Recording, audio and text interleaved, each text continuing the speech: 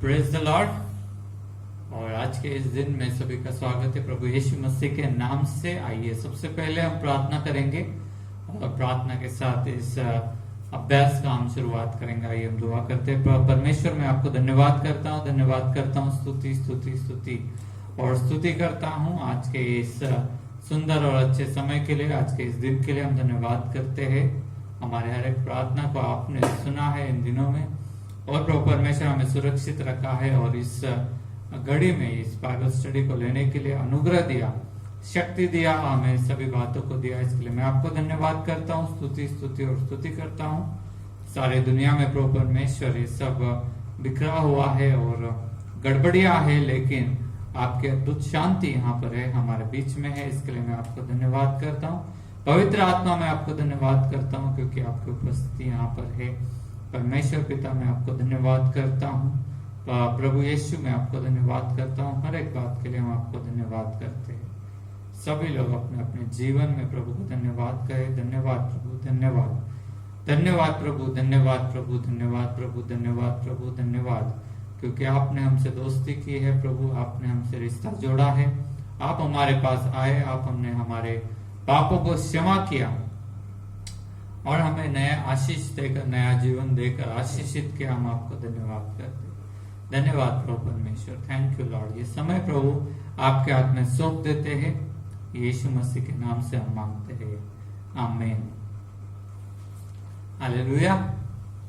आइए अभी हम जो पवित्र आत्मा के बारे में जो कुछ भी हम सीख रहे थे, हम वापस उन्हीं बातों को आगे कंटिन्यू करने वाले हैं। और प्रभु आप सभी को आशीष दे। ये सब सीखने के लिए, संबंध बनाकर रखने के लिए हमें प्रभु बढ़ोतरी रखे। आज का जो पवित्र आत्मा के बारे में आज जो हम बातचीत करने वाले हैं, और वो है कि हमारा संबंध पवित्र आत्मा के साथ कैसे है।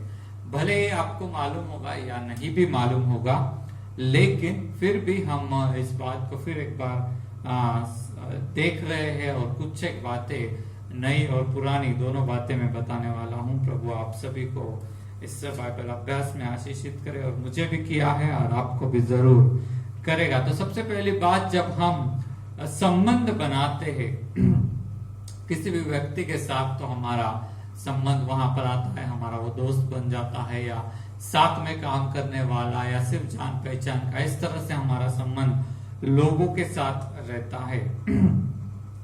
जब पवित्र आत्मा के साथ भी संबंध रहता है तो उसका भी एक लेवल जैसे बढ़ते जाता है। जैसे हम किसी के संपर्क में आते हैं, फिर धीरे धीरे उनको पहचानने लगते हैं, उसी तरह से पवित्र आत्मा भी हमारे संगति में आते हैं। लेकिन पहले दिन हम सब कुछ नहीं समझ में आता, लेकिन धीरे धीरे जैसे हम उनके साथ संबंध अच्छा करते जाते हैं, उनके बारे में सीखते हैं, पढ़ते हैं, उनके साथ बातचीत करते हैं, तो हमारा संबंध उनके साथ और भी अच्छा होने लगता है। और परमेश्वर को वही चाहिए कि हम उसके संबंध में रहे, उसके संगति में रहे। ये वैयक्तिक संबंध है, बहुत ही नजदीक का और वैयक्तिक संबंध। ऐसा हम लोगों से भी बना सकते हैं, लेकिन पवित्र आत्मा से भी हम बना सकते हैं। और अच्छी बात यह है कि परमेश्वर की आत्मा, पवित्र आत्मा हमारे संगति में रहने के लिए आ गई है, ये सच्चाई है, और वो हमें कभी भी छोड़कर जाने वाले नहीं है। तो एक अटूट रिश्ता बनाने के लिए ही पवित्र आत्मा हमारी संगति में या हमारे अंदर आ गए हैं। एक अटूट रिश्ता, एक दोस्ती बनाने के लिए वो हमारे संगति में आ गए हैं। और उसी तरह से ये दोस्ती, ये रिश्ता टूटना नहीं चाहिए, इसलिए हमको भी कुछ करना है। अगर कोई इंसान आता है हमारे पास और हम उसकी तरफ ध्यान ही नहीं दे रहे बहुत सारे दिनों तक, तो हमारा रिश्ता ठीक से नहीं रहेगा। चाहे वो व्यक्ति कितना भी अच्छा हो, कितना भी दयालु हो, कितना भी मतलब भलाई करने वाला हो, हमारी सारी भलाई के लिए भी वो आ गया, लेकिन अगर हमने ही उसकी तरफ ध्यान नहीं दिया या उसके साथ हम बातचीत ही नहीं किया, या वो जो कह रहा है हमने कुछ भी नहीं सुना, तो हमारे लिए वो रिश्ता किसी भी फायदे का नहीं होगा। और इसीलिए जब मनुष्यों के साथ कोई हमारे घर पे आ जाता है, हम उनको नहीं पहचानते, फिर भी हम कम से कम उनको पानी देते, पूछ लेते, चाय देते और और जो भी उनका जरूरत है शायद हम वो पूछते हैं, उनके लिए प्रार्थना करते हैं। तो उसी तरह से पवित्र आत्मा जब भी हमारे संगति में आ गए हैं, हमें उनके साथ बातचीत करना है, उनके साथ संबंध रखना है, उनके बारे में बाइबल में क्या दिया है, क्या सही है क्या गलत है, बाइबल के अनुसार ये भी हमें मालूम रहना चाहिए। इसीलिए बाइबल स्टडी होती है। ये सभी बातें बाइबल में अलग अलग जगह पर लिखी है, एक ही जगह पर आपको सब कुछ नहीं मिलता अगर बाइबल में हम देखते जाएंगे तो। और इसीलिए हम बाइबल स्टडी में क्या करते हैं, बहुत सारे वचनों को एक जगह पर लेकर आते हैं और पवित्र आत्मा के बारे में वचन क्या क्या बातचीत करता है, ये स्टेप बाय स्टेप हम लोग सभी बातें सीख रहे हैं। तो मनुष्य के साथ जैसे हम रहते हैं उससे भी ज्यादा अच्छा रिश्ता हम पवित्र आत्मा के साथ बना सकते हैं अगर हम चाहे। हालेलुया। क्योंकि पवित्र आत्मा तो आए हैं हमारे संगति में रहने, वो तो चाहते ही है कि हमारा उनका रिश्ता हो, लेकिन हम कैसे उसको रिस्पॉन्ड करते हैं। आज अभी फ्रेंडशिप डे हो गया है कि नहीं, आपने शायद किसी को बांधा होगा, नहीं भी बांधा होगा, ये साल तो नहीं बांध पाए वो जो रिबिन वगैरह रहता है।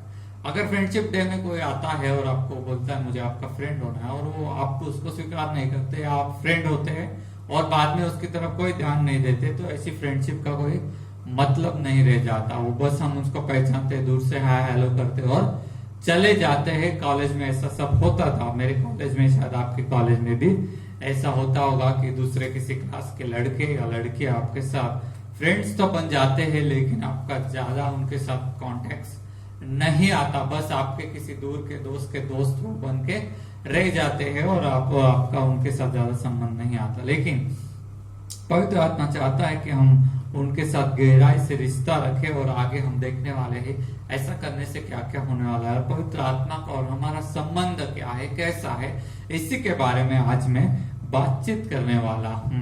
मनुष्य, ये बात हमें मालूम है, लेकिन मैं फिर एक बार बताता हूँ, मनुष्य जैसे लोगों के साथ रहता है, मतलब जिन लोगों के साथ वो समय बिताता है, जिनके साथ रहना उसे अच्छा लगता है, वैसे ही लोगों के साथ वैसे ही वो बन जाता है।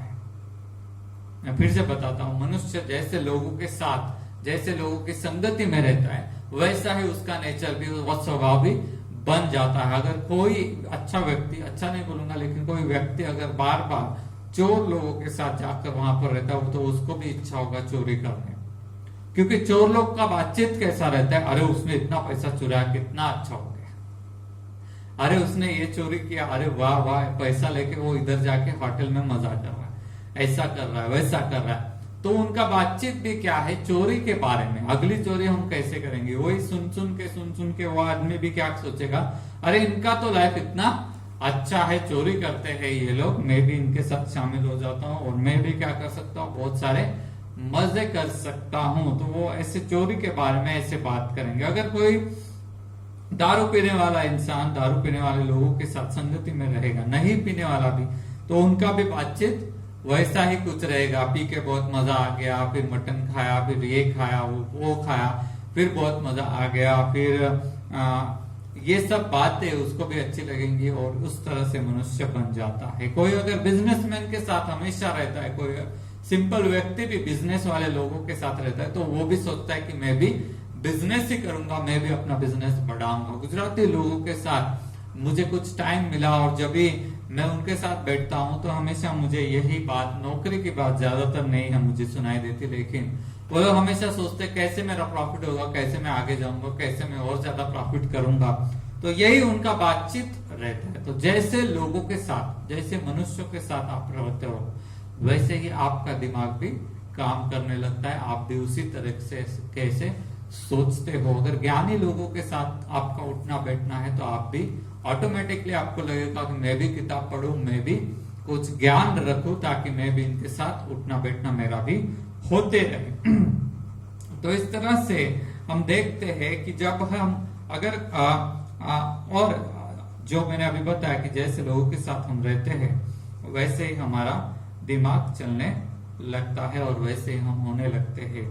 तो अगर हम पवित्र आत्मा के संगति में रहेंगे हमेशा, तो हम क्या करेंगे, उनके जैसे ही बनने की कोशिश करेंगे। हालेलुया।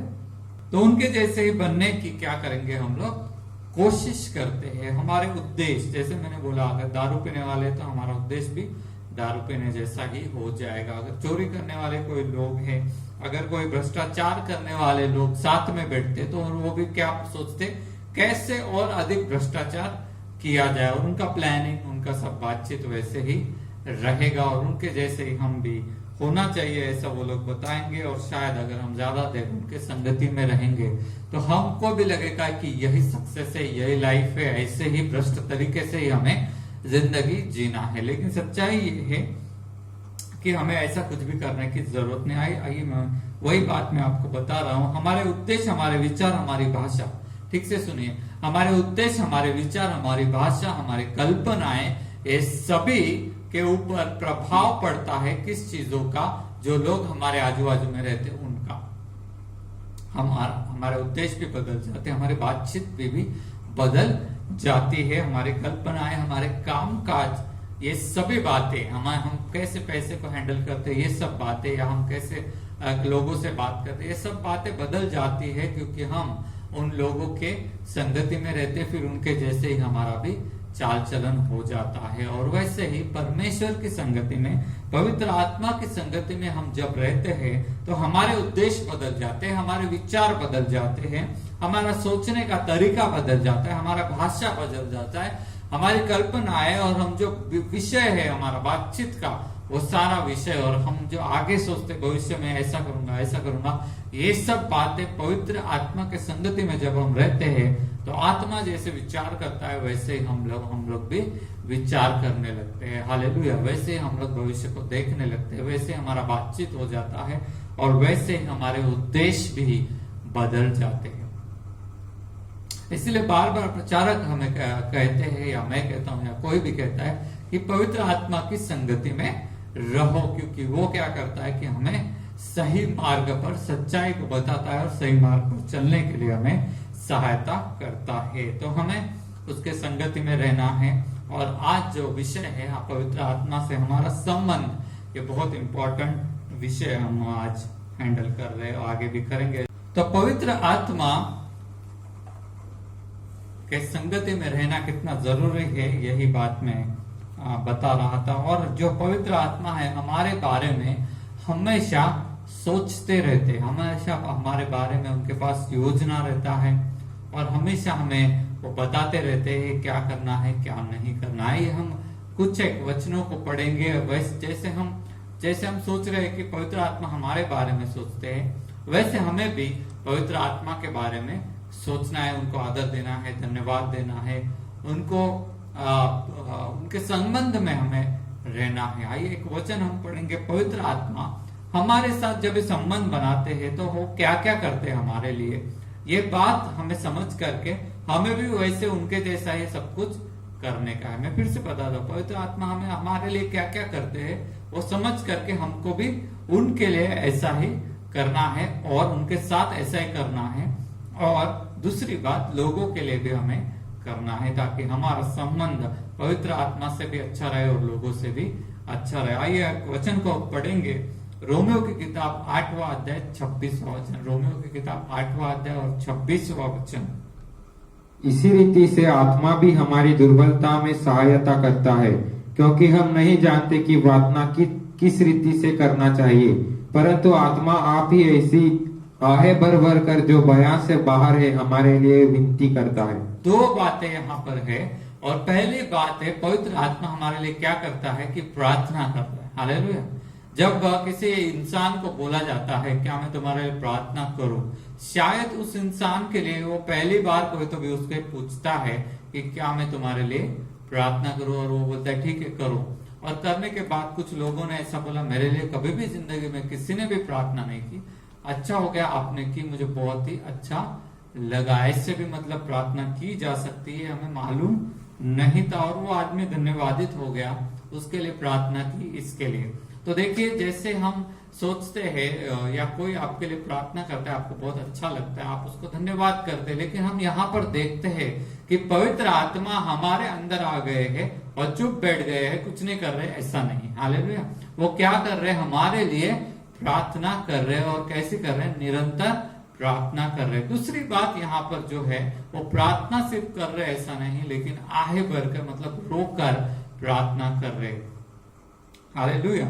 तो आपके लिए किसी ने प्रार्थना की होगी रोकर या नहीं की होगी मुझे मालूम नहीं, लेकिन मैं गवाही जब देख रहा था तभी वहां पर उस आदमी ने कहा कि पहली बार एक व्यक्ति जो मुझे पहचानता भी नहीं था मेरे बेटे के लिए रोककर प्रार्थना कर रहा था, और वो देखकर मैं हैरान हो गया और कहा कि ऐसा कैसा प्रेम है। तो देखिए पवित्र आत्मा हमसे कितना प्रेम करते हैं कि हमें प्रार्थना करना भी नहीं आता और हमें समझ में भी नहीं आता, और फिर भी वो हमारे लिए क्या करते हैं, प्रार्थना करते हैं। हालेलुया।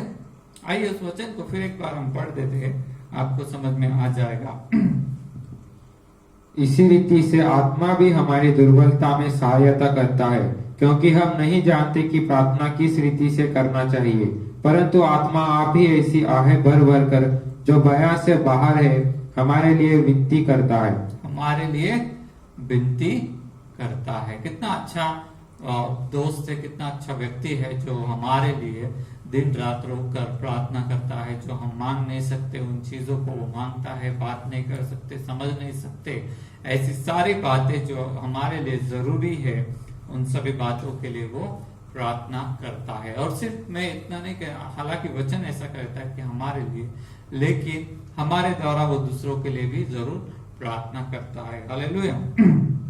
और हमें प्रार्थना करना बाद में सिखाता भी है। लेकिन महत्वपूर्ण बात मैं ये बता रहा हूं, जो व्यक्ति पवित्र आत्मा हमारे संगति में रहने के लिए आया है वो इस तरह से हमारे साथ क्या करता है, हमारे लिए प्रार्थना करता है। जब पवित्र आत्मा हमारे लिए ये करता है तो हमें क्या करना चाहिए, दूसरों के लिए हमें प्रार्थना करना चाहिए। हालेलुया। दूसरों के लिए रोकर प्रार्थना करना चाहिए। जिनको नहीं आता प्रार्थना करना उनको सिखाना भी चाहिए और उनके लिए प्रार्थना भी करना चाहिए। तो दोनों बातें हम आज देख रहे कैसे पवित्र आत्मा हमारे साथ संबंध बनाते हैं और कैसे हमको उनको देख के दूसरों के साथ संबंध बनाना है। हालेलुया। दूसरी बात मैं आपको यहाँ पर बताना चाहता हूँ, पवित्र आत्मा गुड़ बातों को ढूंढता है और हमें बताता है। परमेश्वर की गुड़ और गहन बातों को पवित्र आत्मा हम तक पहुंचाता है, छुपा के नहीं रखता लेकिन हम तक पहुंचाने का काम करता है। पहले करंथियों की किताब 2 अध्याय और 10वां वचन। पहले करंथियों की किताब 2 अध्याय और 10वां वचन। परंतु परमेश्वर ने उनको अपने आत्मा के द्वारा हम पर प्रकट किया, क्योंकि आत्मा सब बातें वरन परमेश्वर की गूढ़ बातें भी जांचता है। तो आत्मा के द्वारा परमेश्वर क्या करता है, प्रकट करता है, और वो गुड़ और गहन बातों को जो मनुष्य जानता है नहीं, ऐसी बातों को हमें क्या करता है, प्रकट करता है, ताकि हमारा संबंध परमेश्वर से बहुत नजदीक का हो जाए। पिछले दिनों में वही बात मैंने बताया, गुड़ और गहन बातें हम सबको नहीं जाके बताते, सिर्फ जो व्यक्ति हमारे नजदीक का दोस्त है, जो व्यक्ति को हम बहुत विश्वास करते हैं, ऐसे व्यक्ति को हम गुड़ बातें बताते हैं। हालेलुया। वैसे ही पवित्र आत्मा भी हमें बहुत कीमती समझकर हमें हमारे ऊपर विश्वास करके हमें क्या बताता है, परमेश्वर की गुड़ और गहन बातें बताता है। और इसी वचन में एक और बात है कि वो हमसे हमेशा बातचीत वहां पर करता रहता है, वो हमारे साथ बातचीत करता ही रहता है और इस तरह से परमेश्वर की बातों को प्रकट करता है। आइए एक और वचन हम पढ़ेंगे, वह हमें सिखाता है, वो टीचर की तरह सिखाने लगता है। यूहन्ना की किताब 14 अध्याय और 26वां वचन। यूहन्ना की किताब 14 अध्याय और 26वां वचन। परंतु सहायक अर्थात पवित्र आत्मा जिसे पिता मेरे नाम से भेजेगा, वह तुम्हें सब बातें सिखाएगा और जो कुछ मैंने तुमसे कहा है वह सब तुम्हें स्मरण कराएगा। वह तुम्हें बातें सिखाएगा और जो कुछ मैंने तुमसे कहा है उसको स्मरण करा के देगा। आज आप लोगों में से बहुत सारे लोग जो प्राइवेट ट्यूशन वगैरह नहीं लगाते, बहुत महंगा है, लेकिन यहाँ पर जो है हम देखते हैं परमेश्वर ने क्या किया है, हर एक व्यक्ति के लिए एक प्राइवेट टीचर वहां पर रख के दिया है। हालेलुया। मैं एक बार देख रहा था डिस्कवरी चैनल पे, बोइंग, आपको मालूम है बोइंग करके जो विमान बनाने का कंपनी अमेरिका का, एयरबस फ्रांस का है, बोइंग अमेरिका का है। तो बोइंग कंपनी के अंदर उसके जो काम करने वाले लोग हैं उनके बच्चों को सिखाने के लिए वो लोग ने टीचर रखे हैं, छोटे बच्चे जो रहते हैं उनको। तो वो छोटे बच्चों के लिए मुझे लगा था 20-30 बच्चों के लिए एक टीचर ऐसा होगा, लेकिन जब उन्होंने दिखाया सिर्फ 2 छोटे बच्चों के लिए एक टीचर, सिर्फ 2 बच्चों के लिए एक टीचर। क्यों? क्योंकि वैल्यू, कीमत है बच्चों की और एम्प्लॉयज की, मतलब जो उनके यहाँ पर काम करते हैं उनको वो लोग कीमत देते हैं, उनके बच्चों को कीमत देते हैं, फैमिली को कीमत देते हैं। और वैसे ही हम देखते हैं कि यहाँ पर जो है परमेश्वर ने एक विशेष रीति से एक टीचर हर एक इंसान के लिए दिया। हालेलुया। और वो क्या करता है? हमें सभी बातों को सिखाता है। और जो भूल जाते हैं, प्रभु को भी मालूम है हम भूल जाएंगे, इसीलिए पवित्र आत्मा क्या हमको याद दिलाता है कि ये मैंने सिखाया था, ये यीशु ने सिखाया था, इस बातों को तुम याद करो। कितना मतलब क्लोज। वहां पर जो 2 छोटे बच्चे और एक टीचर और 2 चेयर पे बच्चे बैठे और टीचर बैठा, और टीचर उनको बहुत नजदीक से सिखा रहा था, ABCD जो भी है उनका। और फिर उनका खेलने का टाइम, वो सब मतलब टीचर उसको ऑब्जर्व करेगा, कोई गिरेगा, पड़ेगा, कुछ भी होगा उसको टीचर संभालता है। वो सभी बातें वो 2 बच्चों के लिए एक टीचर बोलेगा तो बहुत ही अच्छा एजुकेशन जिसको हम बोल सकते हैं। उनका सारा क्रिएटिविटी, कलर करना, ये वो सब बातों को वो ध्यान देता है। वैसे ही पवित्र आत्मा भी हमारी सारी बातों की तरफ क्या करता है? ध्यान देता है, क्योंकि उसको एक शिक्षक के रूप में भी हमारे पास परमेश्वर ने भेजा हुआ है। तो तीसरी बात मैं आपके लिए पढ़ना चाहूंगा, वो गवाही देता है। यूहन्ना की किताब 15वां अध्याय, वहीं पर 15वां अध्याय 26 और 27 वचन। परंतु जब वह सहायक आएगा, जिसे मैंने तुम्हारे पास पिता की ओर से भेजूंगा, अर्थात सत्य का आत्मा जो पिता की ओर से निकला है, तो वह मेरी गवाही देगा। और तुम भी मेरे गवाह हो, क्योंकि तुम आरंभ से मेरे साथ रहे हो। तो पवित्र आत्मा भी गवाही देगा, और हमें भी प्रभु ने कहा कि दुनिया के अंत तक तुम मेरे गवाह बनोगे। तो ये गवाही देने के लिए वो हमें सहायता करेगा और वो खुद भी वहां पर गवाही देगा। यीशु मसीह के बारे में अगर हम बात नहीं कर सकते तो पवित्र आत्मा हमारे द्वारा क्या करता है? बातचीत करता है, गवाही देता है।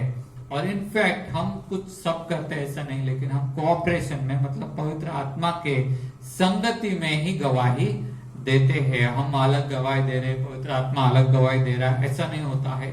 लेकिन उसके सहारे से या उसकी संगति में हम क्या करते हैं? यीशु मसीह के बारे में बाकी लोगों को जिनको मालूम ही नहीं यीशु कौन है, उनको क्या करते हैं? गवाही देते। जिनको मालूम है उनको भी हम कभी कभी गवाही देते, ताकि उनका विश्वास और भी बढ़ जाए, या उनकी आशा, अगर वो निराश हो गए हैं तो वो आशा में चले आए, इसके लिए भी हम गवाही देते हैं। लेकिन बेसिकली वो जो गवाही है, यीशु मसीह सच्चा है, इस गवाही को वो कंफर्म करता है। वो हमारे दिल के अंदर वापस उन बातों को फिर एक बार कहता ही रहता है।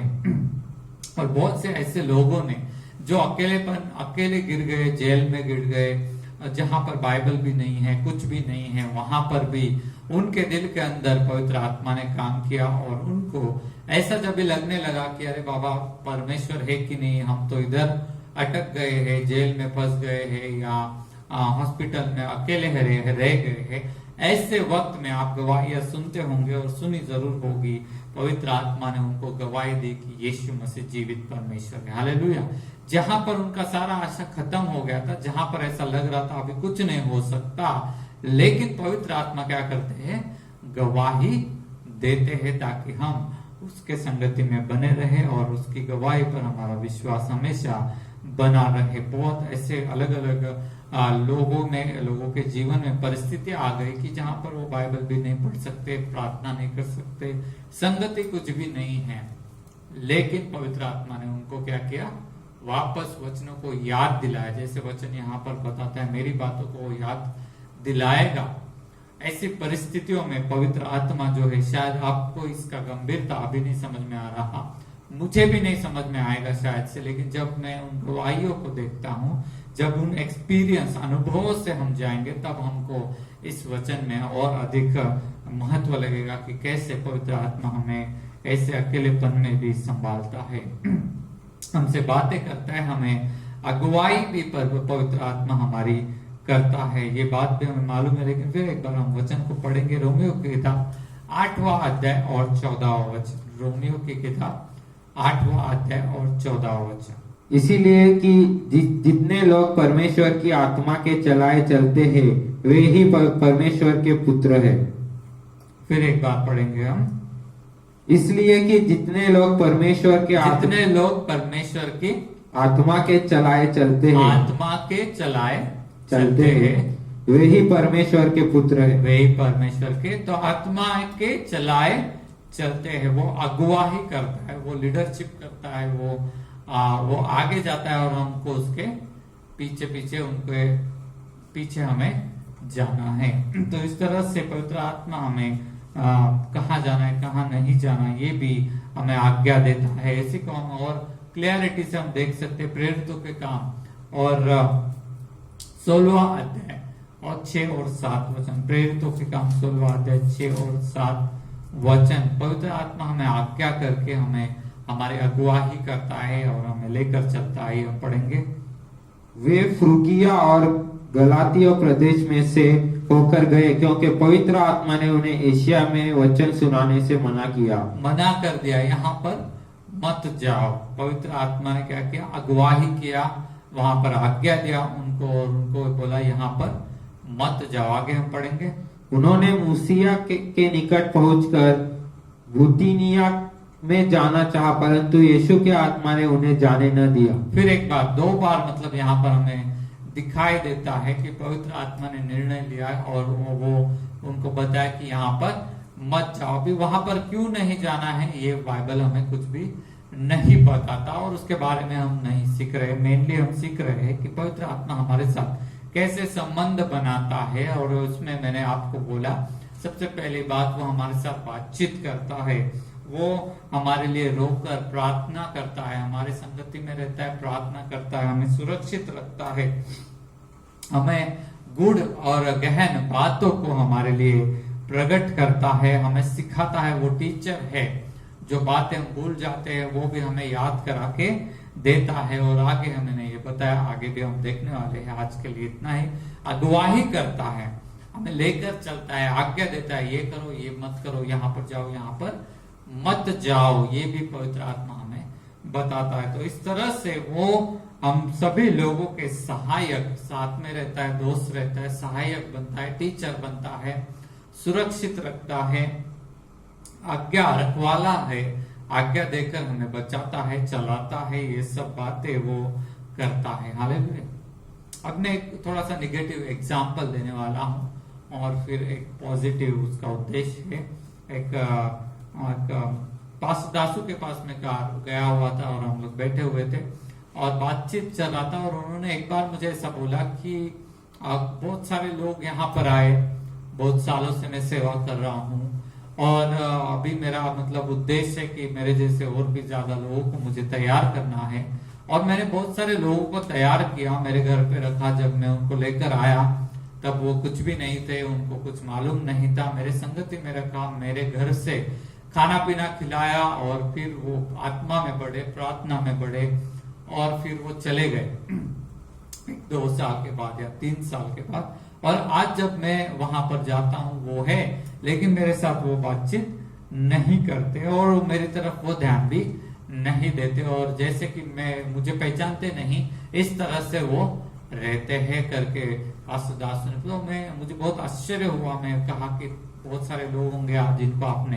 तैयार किया होगा और ऐसा कैसे हो सकता है कि वो आपसे बातचीत ही ना करे या आपकी तरफ ध्यान ना दे। तो उन्होंने कहा मुझे नहीं पता ऐसा क्यों है, मैं जो कर सकता मैंने तो उनके लिए किया, मेरे घर पे वो रह कर गए हैं और अच्छी जगह पर उनका सेवा भी है कुछ लोगों का और अच्छे से सेवा भी कर रहे, उसमें मुझे आनंद है, लेकिन बात नहीं करते। तो मैंने इसके बारे में सोचा और मुझे काफी आश्चर्य लगा कि ऐसा कैसे हो सकता है।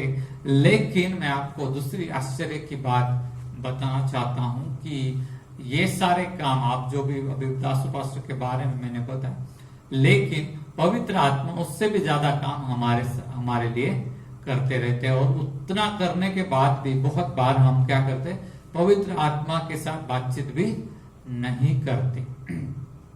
इनफैक्ट अगर वचन के अंदर हम देखेंगे यीशु मसीह ने उस पीढ़ी के लिए बहुत सारे चमत्कार के लिए बहुत सारी चंगाइयां हुई, बहुत सारे लोगों को बीमारियों से छुड़ाया, सुसमाचार उनको वहां पर प्रचार किया गया। ये सारी बातें उनके लिए की यीशु मसीह ने, और फिर भी यीशु मसीह को क्या किया उस पीढ़ी ने?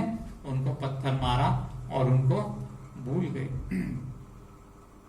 और आज हम देखते हैं कि पवित्र आत्मा हो या यीशु मसीह हो या कोई भी पास्टर हो, लोग इसी तरह से भूल जाते हैं। पवित्र आत्मा यीशु, इनका याद लोगों को कभी आता है जब उनके ऊपर वापस दूसरा कोई संकट आता है या उनको कोई दूसरा तकलीफ आता है, तभी उनको याद आता है कि पवित्र आत्मा को पुकारना चाहिए। तो इस तरह से हम देखते हैं कि उनको दुख लग रहा था दासू पास्टर को कि ऐसा क्यों होना चाहिए। लेकिन जब मैं वचन में इन बातों के बारे में सोच रहा था तो मुझे समझ में आया कि बहुत बार हम भी पवित्र आत्मा के साथ ऐसा ही करते हैं। वो बहुत सारी आशीषों को लाते हैं, बहुत सारी गहन बातों को प्रकट करते हैं, हमारे लिए प्रार्थना करते हैं, हमारी सुरक्षा करते हैं, दुष्ट आत्माओं से हो या इस तरह से दुष्ट लोगों से हो, अगुवाही करते हैं, हमें सही रास्ते पर चलाने के लिए चलाते भी है, सही लोगों से मिलवाते हैं, बहुत सारे काम हमारे जीवन में वो करते हैं। लेकिन फिर भी बहुत बार हम उनको भूल जाते हैं कि वो हमारे संगति में है और हम उनसे बातचीत भी नहीं करते और ऐसे रहते हैं बहुत सारे बार कि हम उनको जैसे पहचानते ही ना हो, जैसे हमारा कोई संबंध ही ना हो। और ये बातें मैंने देखा कि मेरे जीवन में ऐसी थी और यीशु मसीह के साथ भी मैंने भी ऐसा ही किया।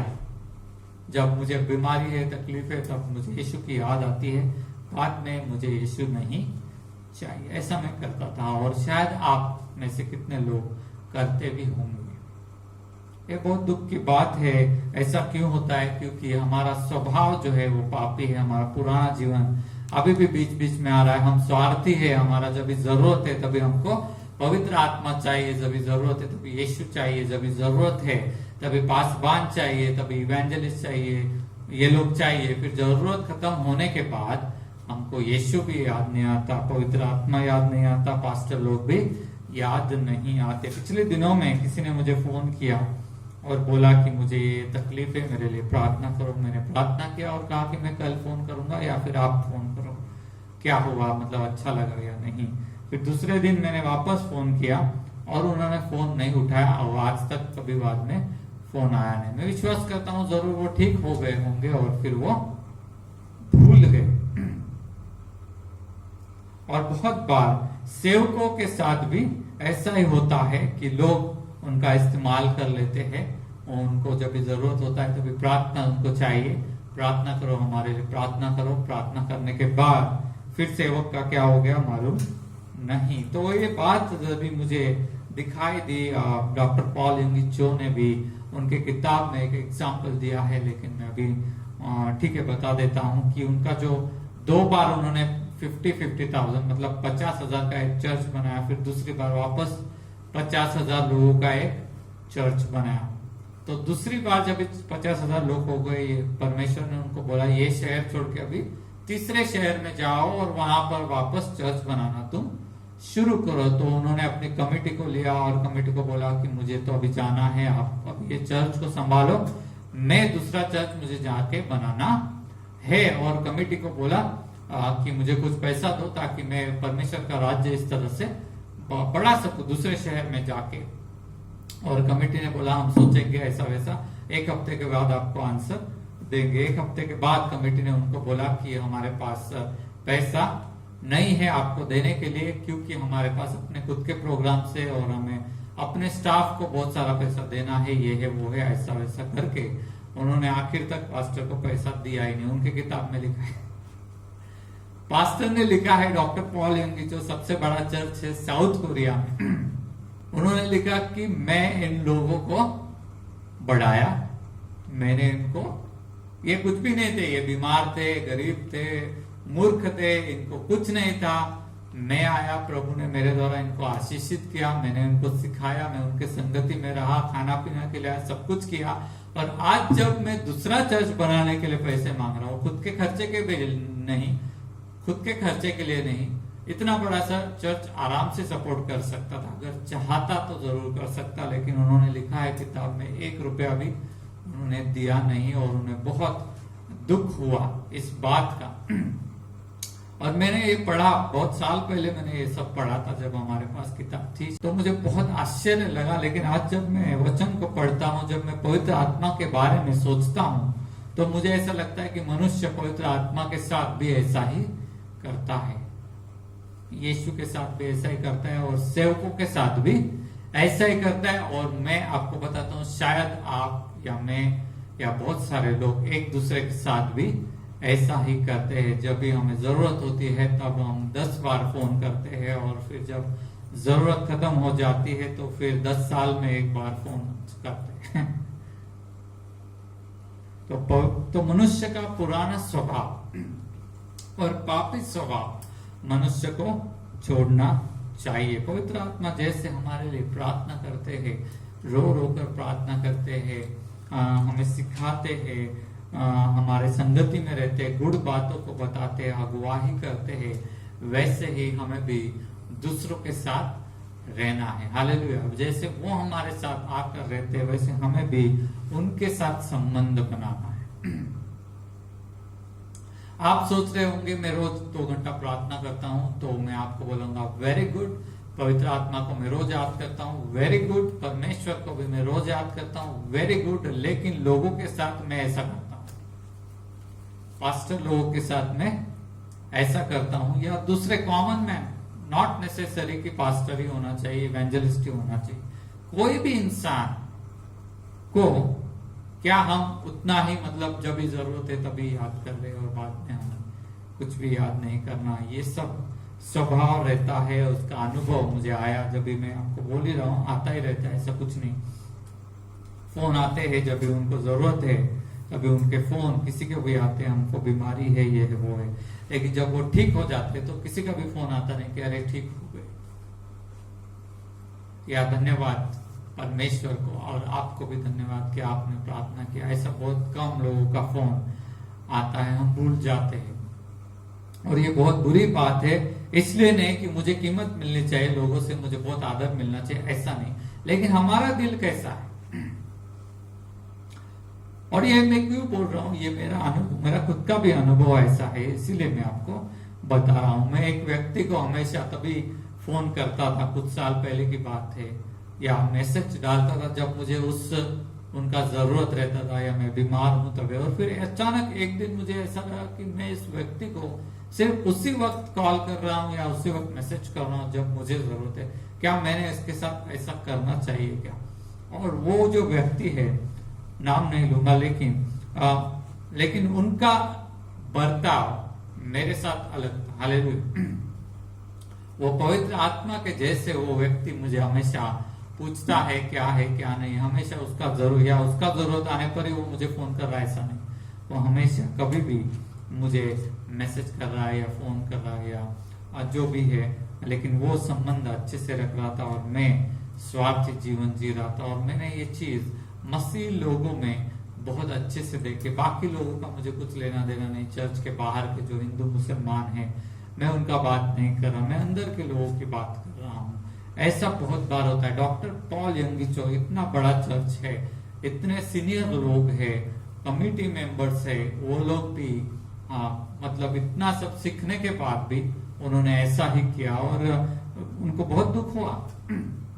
लिखा है उन्होंने किताब में, उन्होंने कहा चाहने दो, चर्च का नाम बदनाम होता है तो भी चलेगा, लेकिन मैं लिख रहा हूँ किताब के अंदर, क्योंकि वो किताब अभी वर्ल्ड वाइड है कि नहीं। लाखों लोगों ने उस किताब को पढ़ा होगा और देखा होगा कि अरे ऐसा हमें नहीं जीना चाहिए। तो मनुष्य हो या परमेश्वर हो, हमें इन बातों को देखना है कि हमारा जीवन ऐसा ना हो, लेकिन पवित्र आत्मा हमारे साथ संगति में कैसे रह रहा है, वैसे ही हमें भी परमेश्वर के साथ रहना है, और वैसे ही हमें भी आम आदमी के साथ, चाहे कोई भी हो, नॉट नेसेसरी पास्टर ही होना चाहिए, इवेंजलिस्ट, कोई भी हो, हमें उनके साथ भी ऐसे ही बर्ताव करना है, क्योंकि परमेश्वर ने हमसे प्रेम किया और इसीलिए हम भी परमेश्वर से प्रेम करना चाहिए। परमेश्वर ने हमसे प्रेम किया, इसलिए हमें लोगों से भी प्रेम करना चाहिए। आइए प्रभु आपको इस वचन के द्वारा आशीषित करे। आइए हम दुआ करते हैं। परमेश्वर, मैं आपको धन्यवाद करता हूँ पवित्र आत्मा, मैं आपको धन्यवाद करता हूँ, आपको कोटि कोटि धन्यवाद करता हूँ, क्योंकि प्रभु आप महान हैं। आप हमारी संगति में आ गए, आप हमारे दोस्त बन गए, आप अगुवाई करते हैं, आप हमें सुरक्षित रखते हैं, आप चलाते हैं। प्रभु परमेश्वर, हमारे आंखों के आंसुओं को आप पोंछते हैं, आनंद से भरते, पवित्रता से भरते, संगति में चलाते। हम आपको धन्यवाद करते प्रभु। कितने सारे आशीष हैं, हम गिन नहीं सकते प्रभु, हम आपको धन्यवाद करते प्रभु। आज ये नई बातें फिर एक बार आपने सिखाए, शायद हम भूल गए थे, हमें याद करा के दिया, इसके लिए मैं आपको धन्यवाद करता हूँ। और प्रभु परमेश्वर, इसी तरह से आपकी संगति में और आपकी भलाई में, आपकी चंगाई में, आपके प्रेम में चलते रहने के लिए हम सभी को सहायता कीजिए, ऐसी मैं प्रार्थना करता हूँ। आपके वचन में बने रहने के लिए अनुग्रह दीजिए, सहायता कीजिए। यीशु मसीह के नाम से हम मांगते हैं, आमीन। प्रभु आपको आशीष करे। धन्यवाद।